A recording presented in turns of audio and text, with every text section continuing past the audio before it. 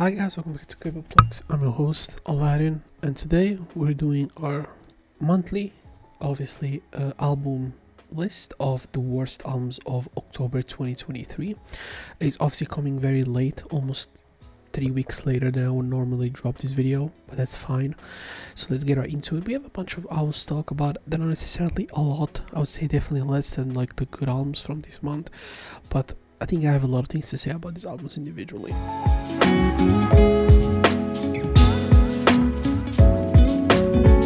First, we have NCT with Fact Check. NCT is a group that I really like. I would say it's a group that has done a decent job at constantly reinventing themselves through the different units and concepts they've always had, which is U7, 127 and Dream and whatever. But definitely they focused a lot on 127. It was their biggest group, the group that made the most money. Dream had a big following. They've had a change of pace this year, which I thought was really needed.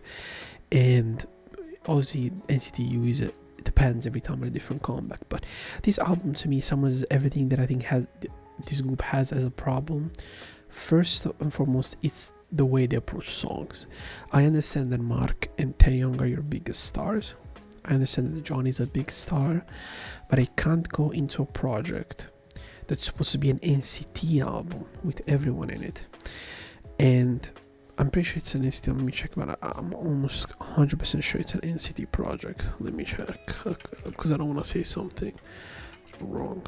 Sorry, NCT 127 project. I can't go into an NCT 127 project.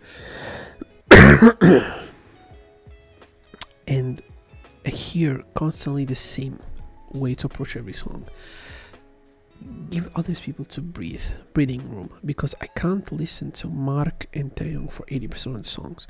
Not only that, I felt that one of the biggest ones of this album was the production quality. Normally this group has high production quality, this album not so much. And I would say another issue was repetitiveness. It felt like I was listening to the same song over and over again. Again, it's not like the longest album of all time, but it's still a 9-track album. It's 30 minutes.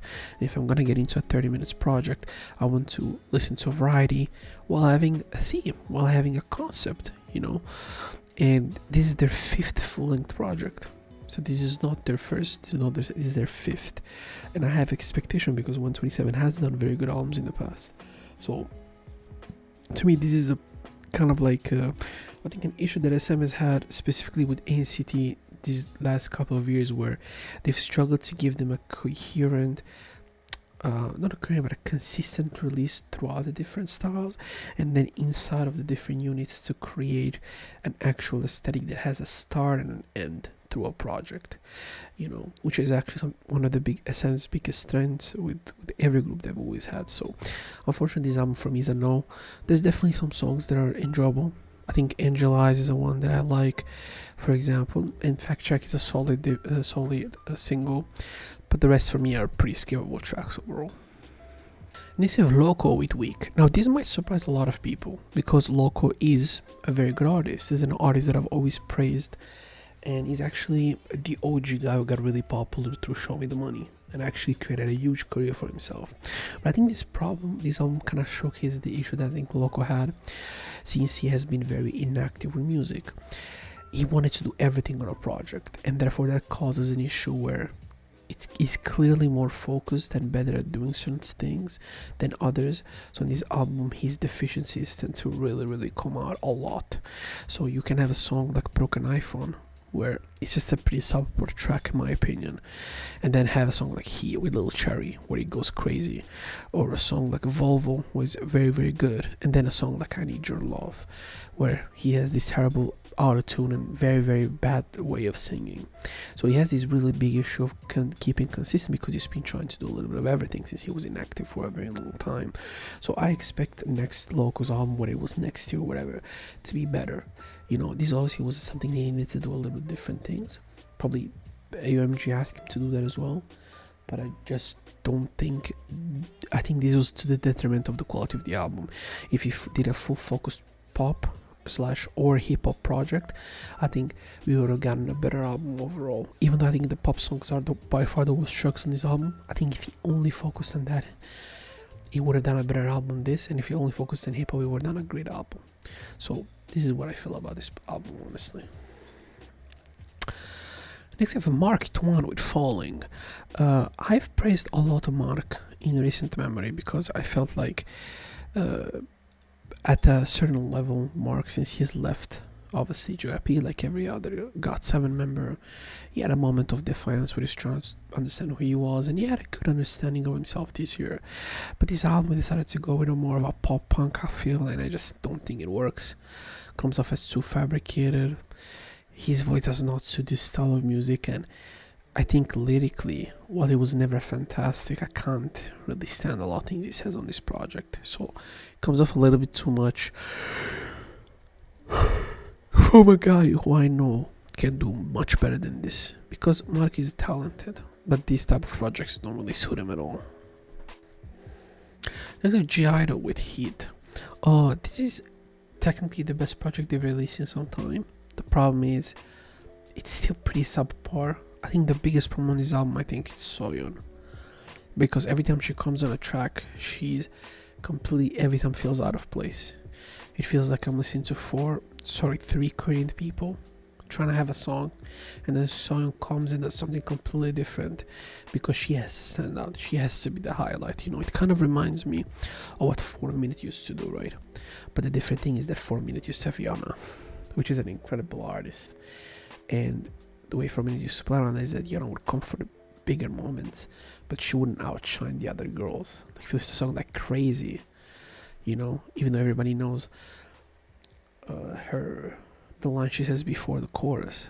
Everybody knows the different girls, different sections, because they're all iconic in a different manner. And you can apply that rule to different 4 Minute songs.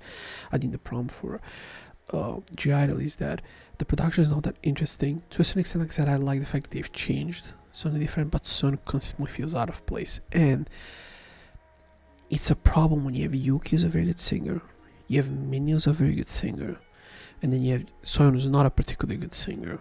And so therefore, even vocally, you can't have the best possible performances. That's why G-Idol was at its best when Soyeon understood her role early on. She wasn't overpairing herself on every track. If you listen to a song like Hein, she's barely on the track, and that's good. Even a song like Lion, she's barely on the track. I look at a song like, if you look at their last 4 or 5 comebacks, really, it's mainly Soyeon, and I think that's a detriment to the song because she's bad, because she's putting herself over the concept. You know, they did that with Queen Card, they did with everything. So, yeah, I mean, this is the biggest problem. It's a problem that if you have an Edgy Dragon, if you have a Woozy, just using examples, right? If you have a BI, if you have, let's say, I always forget his name from B2B. I always forget his name right now. They're one of my favorite groups, but I'm blanking right now. If you have him, this person, these people are very talented people. They understand music to a level where they never put themselves over the quality of the track. So I should learn that skill from these guys and apply it. Because even though PI was writing music that would suit him, he never denied that. Zika is another great example of that. They never heard the quality of the music. Next, you have ONF with Love Effect. I mean, this is the type of stuff I don't like about ONF. Again, they're weird because they don't really have a distinctive style. You know, ONF has done so many different things to ride different waves that it's kind of hard for me to really understand where they are. They're a third generation group, really, but you would think they're fourth sometimes. Sometimes they even they feel like a second generation group, and that's not necessarily in a positive or negative manner. It's just the way I see when I approach them. Sometimes they approach music in a very old school way, sometimes in a very modern way, and that's good, I think. But it's the way they apply it. I think Love Effect is a great example of that. They tried to go with a mainstream sound. I just don't think it really worked. I don't think the vibes of the album worked. It's just a very forgettable project overall. And ONF is a very forgettable group because even though I know they exist, I don't know who they are. They're not talked about because they just exist. They have their fan base. They do their own stuff in their own little world and they disappear. And that's good if you make great music. But when we make music like this, I think more than anything is is pretty sad, and you can go back, look at it, and think, could have, this group could have been much more originally, specifically when they debuted. They had a lot of hype, but it is what it is. Next we have DPR Ian with Dear Insanity. I think, as I've said, I think DPR is a very talented artist. I just think he's his own biggest enemy, because if you listen to this album, well, I think concept-wise could be interesting. The whole, like, I don't know if I would call it, but like adventure, like kind of finding your own self and through your darknesses and insecurities and whatever, it could be an interesting concept. But his vocals are obnoxious on this album. They're not just obnoxious, they're bad. There's entire sections on this album where he does this whispery, like a Billie Eilish type of singing, except the good music that Billie Eilish actually makes. And he goes sometimes too high with the notes, sometimes too low, and that's fine for experimenting, but you have to experiment with something interesting. And production wise, it's not the most interesting album ever, so you have to give us a performance that actually is good. It's up to par. It's not only up to, it's way better than the production. Because it's one thing if I go into a Dead Grips album where I have hyper experimentation, therefore I don't expect perfect vocals. But if I go into, let's use another extreme example, into a Kim Phil album, I want good vocals, which is what I got. So his vocals are a problem. I think his lyrics are very cringy. I think Ian is, if not my age, he's older. I can't hear people speak like this. It's just weird. It's just uninteresting. It's fake. And I don't know, man. I just think, I mean, it's not my style of music, obviously. It's not made for me, but I just don't see who can really like this type of music apart from angsty teenage girls. So that's definitely a very small percentage of the K-pop population overall at this point. And last but not least, we have Lightsome with Honey on Spice. This personally hurts me a little bit. I like Lightsome quite a bit, but this album is just not it. I think they've missed on everything. Single, B-sides, the different B-sides they've approached. It's just a miss, and that's fine. But it feels like a batch of songs that probably they thought they were okay, put them on a project and released it. Fine, it's just not good. And it's not like you're already a big group. As I've said, when you're a smaller group, you have to release not only quality projects, you have to release them consistently and for a very long time to see the results. And when you release stuff like this, I think it can hurt the group a little bit too much, even to an extent of actually possibly losing money and possibly losing fans. I can see fans saying, this is shit, I'm never gonna check to this group ever again. So I think overall it's a risky way to lose, I think, consensus on the internet for the sake of what at the end of the day. So yeah, for me it's just making no sense.